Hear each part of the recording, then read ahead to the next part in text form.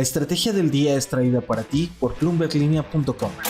Muy buenos días. No hace falta mirar al 2024. México desde ya registra menos ingresos. En los mercados, Wall Street mete presión a Tesla. La que empezó de buenas octubre fue Bitcoin y además ya es época de los premios Nobel. El primer galardón tiene que ver con las vacunas contra el COVID-19. No olviden hacer clic al botón de seguir del podcast, activar la campana para que puedan recibir la alerta de un episodio nuevo cada mañana.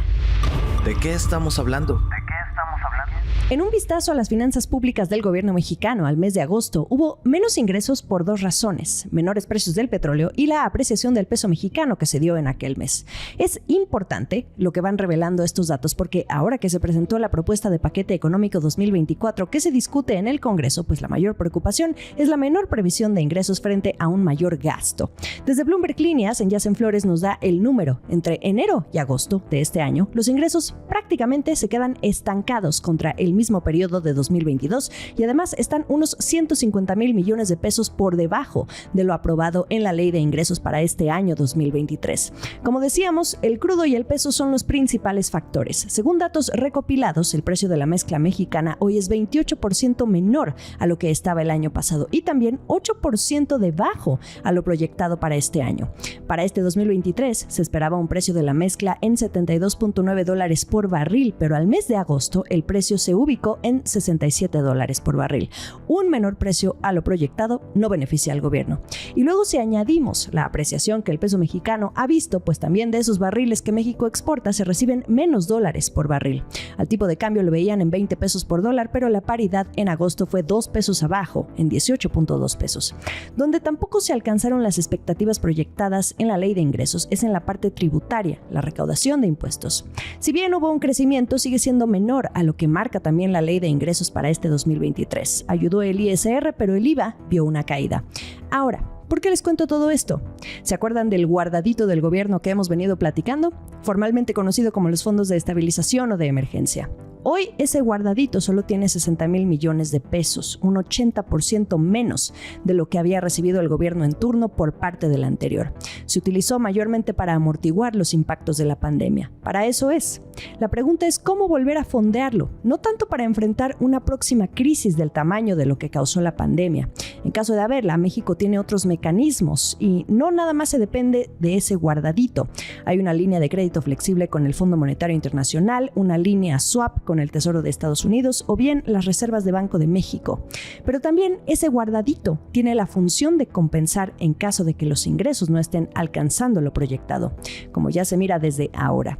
Considerando el déficit histórico de 5% proyectado para 2024 en el paquete económico, la pregunta es, ¿qué van a hacer? Acciones y reacciones.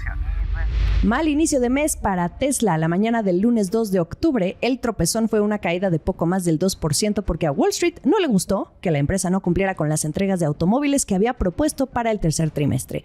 Sin embargo, el termómetro realmente está en la meta total que puso la empresa de Elon Musk de cerrar el año con al menos 1.8 millones de autos entregados, que además sería una cifra récord. Si hacemos la suma, hasta este tercer trimestre que acaba de terminar, van alrededor de 1.3 millones de coches. No está mal, pero considerando que faltan 3 meses para que termine el año, habría que meter un poco el acelerador. Por trimestre, Tesla ha estado entregando arriba de 400,000 vehículos, pero sin superar el 500,000. Por ejemplo, de julio a septiembre entregó 435,059 coches, por debajo de las expectativas de los analistas. Para lograr esa meta de los 1.8 millones, Tesla necesitaría entregar de octubre a diciembre unos 40,000 autos más de lo que logró en estos últimos 3 meses. Es decir, 474,801 autos en total. Tesla cree que sí lo va a lograr porque no modificó el objetivo del volumen al comunicar estos últimos datos al tercer trimestre. Además, las menores entregas que vieron en este último trimestre lo atribuyen a la preparación de sus fábricas para producir el nuevo Model 3 y la Cybertruck. También, menores entregas significan un impacto en sus estados financieros, que vamos a conocer, de hecho, el próximo 18 de octubre. Ya viene la temporada de reportes, ya viene. Cripto. La que inició el último trimestre del año con optimismo fue Bitcoin. En la jornada del 2 de octubre subió a un máximo de 6 semanas, rondaba los $28,489, un alza del 5%.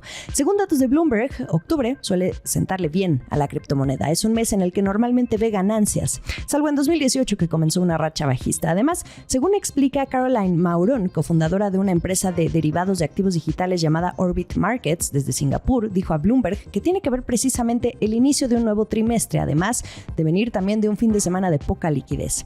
Su perspectiva es que Bitcoin siga avanzando todo este mes, viendo a los $30,000 como el próximo nivel de resistencia.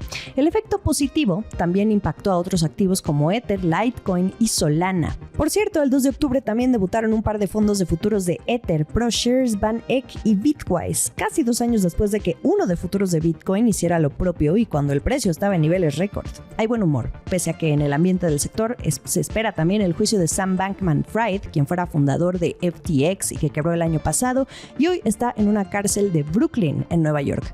Hoy da inicio el juicio y él se declara inocente.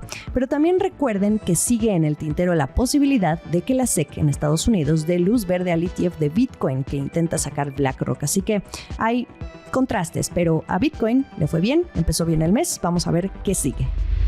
El último sorbo. A partir de esta semana vamos a estar conociendo a las personas o grupos de personas galardonadas con un premio Nobel. En las primeras horas del 2 de octubre se dio a conocer que en el campo médico fueron 2 los científicos que ganaron el premio Nobel de Medicina por una investigación que sentó las bases de algunos de los medicamentos más vendidos de todos los tiempos, que fueron las vacunas de ARN mensajero contra el COVID-19. Se trata de la húngara Katalin Karikó y el estadounidense Drew Weissman, cuyo trabajo aportó el desarrollo de la tecnología que utilizaron Moderna y la asociación Pfizer-BioNTech a crear estas vacunas que terminaron por administrarse a cientos de millones de personas en todo el mundo, pues con el objetivo de acabar con la pandemia. Su investigación no fue a partir de la crisis del coronavirus, fue publicada desde 2005 y mostraba cómo resolver uno de los principales problemas del ARN mensajero, modificándolo para que no causara inflamación, es decir, la relación con el sistema inmunitario. Así es como terminó convirtiéndose en la base de lo que sucedió años después con el desarrollo de estas vacunas. Ustedes recordarán que el ARNM se utiliza para incitar a las células a producir por sí mismas lo necesario para una vacuna. Fue un método mucho más rápido por el que optaron las farmacéuticas para intentar salir lo antes posible con una vacuna en menos de un año. Y fue una alternativa a introducir un virus debilitado o muerto para enseñar, como se acostumbra, al sistema inmunitario a reconocer una infección. Katalin Karikó tenía desde 1978 trabajando con ARN y por muchos años, según cuenta una historia publicada por Bloomberg, luchó por obtener reconocimiento académico por su trabajo. Bueno, el tiempo siempre paga. Uno nunca sabe el impacto que puede tener un trabajo muchos años después. En estos días también estaremos conociendo a los ganadores del Nobel de Física, Química, Literatura, el de la Paz y también pendientes al Nobel de Economía que se va a conocer el 9 de octubre. La mejor información económica y de negocios está aquí en La Estrategia del Día. Estamos en Twitter, @laestrategiamx o como @JimenaTolama, en Instagram, @JimenaBusiness y hasta en YouTube, ya lo saben, pueden revivir los episodios completos en el canal de Bloomberg Línea. Octubre lluvioso, pero feliz, ¿a poco no? Nos escuchamos mañana. Esta fue La Estrategia del Día, escrito y narrado por Jimena Tolama, producido por Arturo Luna y Daniel Hernández. Que tengas un día muy productivo.